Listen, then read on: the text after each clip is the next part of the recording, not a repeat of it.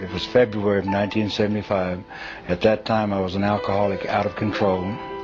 I was also using recreation drugs, but primarily alcohol was my drug of choice. And I totally was out of control. And I had a lot of friends in the entertainment business, and Hoyt Axton happened to be one of them.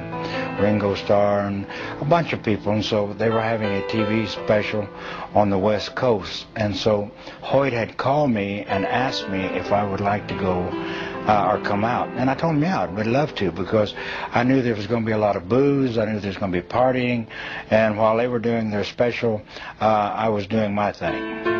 And so after about 3 or 4 days out there, I became ill. And by ill, I mean I had a severe pain in my abdomen. I flew into Oklahoma City and called a senator friend of mine and told him I had to have a car because I was ill, I was sick. So they sent a car and they took me home, and I checked into the hospital at Wadley Hospital in Texarkana in February of 1975. I checked in with electrolytes, which means my potassium, my chlorides, and various chemicals were so far out of balance that they had to give me IVs to build me up. Now, at that time in my life, I was an atheist. I was a hardcore atheist and was living for myself. Atheists are self-centered, and they live for themselves. And this is where I found myself in 1975 in the hospital, and they took 3 days and then they operated me. And when they operated me, I found myself in intensive care. I woke up on a respirator, which means they were breathing for me. I couldn't speak, but I had been laying there in a coma, and I had heard these people talk about how sick I was and how I was going to die and how I wouldn't get out of the hospital. And at that time my hair was very, very long, because I just wore my hair long. And I heard one guy say, his hair is long, and another guy said, not nearly as long as it's going to be before he gets out of here. And a third voice said, he's not going to get out of here, he's going to die. And after 3 days I could breathe on my own. And I remember my doctor, my surgeon, a guy by the name of Donald Duncan, he told me, he says, Don, if you have anything to get right, if you have anything to get signed, you get it done, because we're not sure. We're not sure how long you have. So I knew, see, I had a condition that was called acute hemorrhagic necrotic pancreatitis. You don't live with this disease. Now, you can live with pancreatitis. You can even live with acute pancreatitis. But you do not live with acute hemorrhagic necrotic pancreatitis. Duncan had told my 2 sons that I would be dead before morning. They didn't expect me to survive. And, I'm laying there. Now, I'm a professed atheist. And when I say a professed atheist, I didn't believe in God.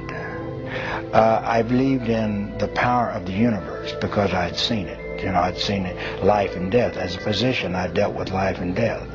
I believed in something, but don't talk to me about God, and surely don't talk to me about a resurrection or a virgin birth or this type of thing, because I am in research science. PhDs in research science, the majority of them do not believe in God. They do not believe in a supreme being. They believe, and they're beginning now to believe, that there is order in the universe, because as we get farther and farther along, we see the order. But I was an atheist. Now see, it's very easy to be an atheist when you're successful. You have worked your way from Oklahoma welfare to being one of the most powerful men in your part of the country, one of the most powerful men in the state of Oklahoma in relationship to political. It's very easy to be an atheist when you have done all of that. A man can sit back and say, I don't need God. What is God?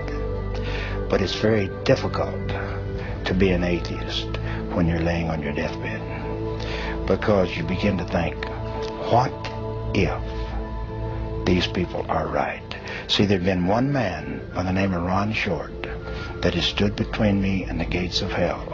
One man that had witnessed to me about the love of Jesus for 5 years before I became ill. One man. And, I would debate him. And I liked him because he did what he said he was going to do. I mean, he was the only one that I saw that professed to be Christian, that lived what he said he was going to do.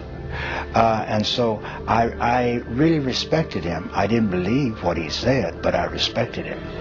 But when I'm laying on my deathbed and knowing that I'm going to die, guess who I thought about? I thought about, what if Ron is right? What if there is a heaven and a hell? And so the most immediately, the most pressing thought in my mind is, how do I get saved? What is saved? What is saved? How do I get saved? And so I sent them for Ron Short. I wanted him to come down because I wanted him to do what he had to do. I had no idea. How can a man hanging on a tree in Israel 2,000 years ago, what is that to me? But I knew that he had something that I had to have. And that night, see, I had him go for Ron, but Ron wasn't home. Ron was in Alabama. And so I had him go and send for Ron. And that night was the longest night that I've ever had in my entire life, before or since. And that night is, as I would be laying there in bed, as I'm laying there in bed, I would begin to fade away.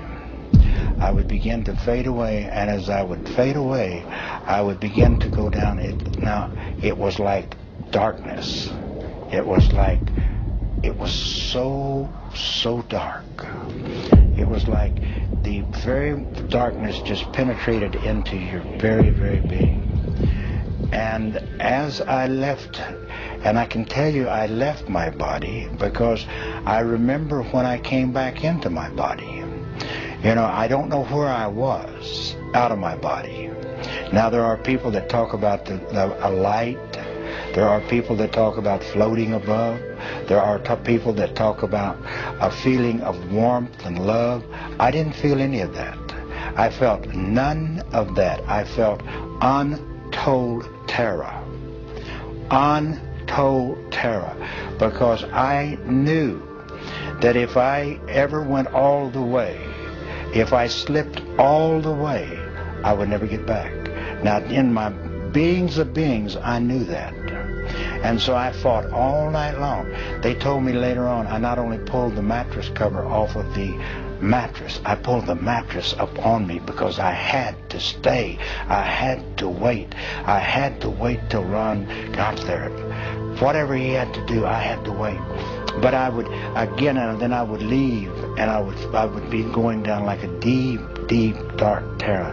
Now, my skin began to get cold. Now, it's not like cold when you walk out into the air. It's like bone chilling cold in my lower extremities. And you can feel the coldness begin to come up the legs. And again, I would begin to leave. Now, and I would be in that darkness, and I'd be in that void. And I remember one time entering back in my body, because when I entered my body, it was like, just like that. I felt my body thud. My physical body thud. I felt my body thud. My physical body thud when I entered back in. Now, believe me, that is the most horrifying, terrifying experience that I've ever encountered. And I fought all night long. And the next morning, somewhere 9:30, 10 o'clock, in came Ron. And Ron came in and he says, Dr. Whitaker, what do they say is your chances? I said, Ron, they tell me I have none. He says, now's the time. And I said, you're right. I mean, I'd cursed him, I'd spit at him, but now was the time, because I had to have whatever he had, because I had a short period of time on earth, and I didn't have any idea when I might make that trip and go all the way. At that time, Ron led me simply in the sinner's prayer. Now, I had no idea what the sinner's prayer was, but I trusted Ron. But he led me in the sinner's prayer and told me that Jesus had died for my sins. He had died for the sins of the world. I didn't quite understand that, but I knew, he showed me in the Word of God where it said that. Now you have to understand, I'm a man of books.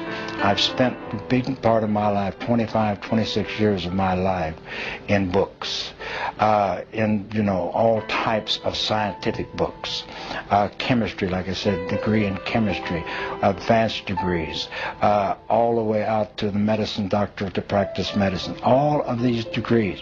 So he told me, and I believed him because it's in this book, and it was a new book unto me, and it was called the Bible. And so I let Ron lead me in the sinner's prayer, and I said the sinner's prayer after him. And I can tell you one thing. There was a peace that came over me like I had never known.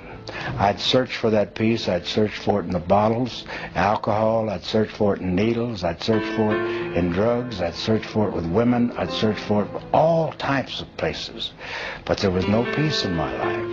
But once I accept Jesus Christ as my Lord and Savior, I was no longer afraid. I still believed I was going to die because I knew the condition I had is that you do not survive it. I knew that. I'm a physician. I knew what I had, you did not survive. And he shows me in the Word of God, it says, these signs shall follow those that believe. They shall lay hands on the sick, and they shall recover. I walk around on planet Earth this day, taking no insulin, taking no enzymes, eating whatsoever that I might, and God produces in my body every day the correct material for me to function without having to take medication. When you see blind eyes open, you see the cripples walk, you see the leopards cleanse, and you see them with your own eyes. You see that. Then it doesn't take a rocket scientist to figure out that, the Bible is true. There are people that talk about a light. There are people that talk about floating above. There are people that talk about a feeling of warmth and love. I didn't feel any of that. I felt none of that. I felt untold terror. When I came to, Dr. Allen said my hair was literally standing on the end. It was an incredible experience to see that there is life beyond life. Everyday people like you and me, living their lives one minute and the next they lay dying, having never known or believed the message of salvation. They traveled from this world to one beyond, but what they found was pure terror. They returned, and these are their true stories. It's very easy to be an atheist when you're successful, but it's very difficult to be an atheist when you're laying on your deathbed.